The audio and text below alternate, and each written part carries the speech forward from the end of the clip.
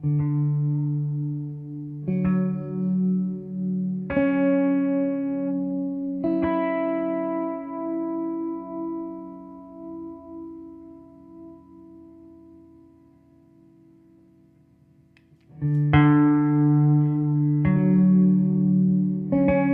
I'm Jefferson Pitcher, and I build Pitcher guitars.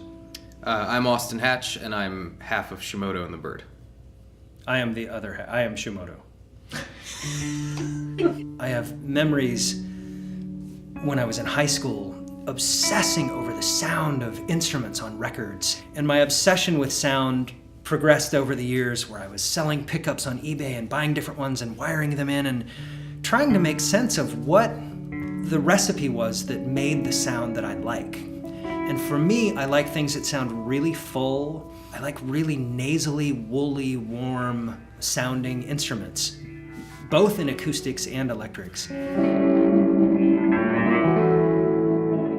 so as a builder, I've tried to be really aware of what makes an instrument sound that way. And I have ideas about how much things should weigh.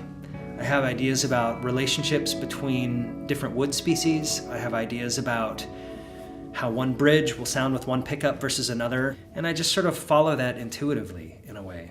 I have pretty strong opinions about guitars, and so I had sort of come up with this guitar in my head. The mid-range is really the thing. Like, I've been chasing the right mid-range for a really long time, and I had found it almost in a few guitars. Almost in this ES, almost in this Tele, almost in this weird Gibson Nighthawk. And if I could figure out a way to put those together, I was like, I'm sure it's gonna be perfect. And so Jeff built that guitar, and there was a lot of discovery because we didn't know how to put a trapeze on a Mustang body, or how to use that with a Telecaster 3-barrel bridge, because that's like my favorite bridge. How do you put that on a short scale neck? I don't know.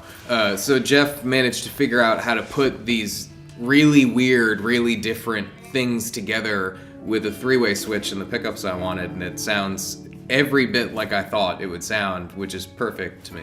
I believe that ourselves are inescapable. So as artists or craftspeople, whenever we make anything, we cannot remove the self from that process. What's interesting about instruments to me is that they are both an art and a tool. I want there to be humanity in the work. On a friend's instrument, I was finishing it, and my thumb went into the finish. I thought it was dry, and it wasn't.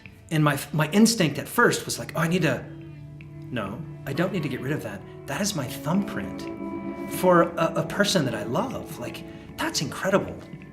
Playability and feel have to be perfect. Yes, they have to play and sound great.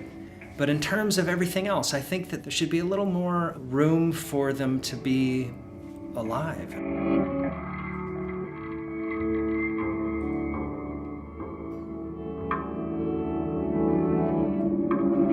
Music as an act, something that we engage in, to me is much more interesting when we're on that edge where everything can fall apart because there's no map.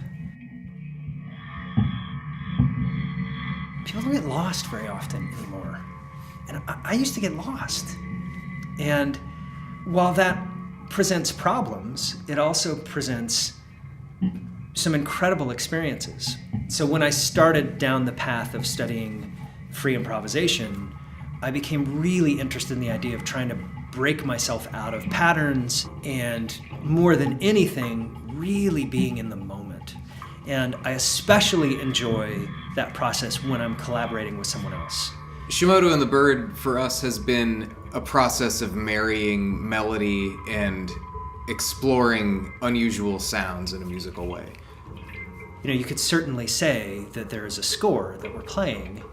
There's just a lot of room to push the edges of that score as we move through the landscape of this piece of music.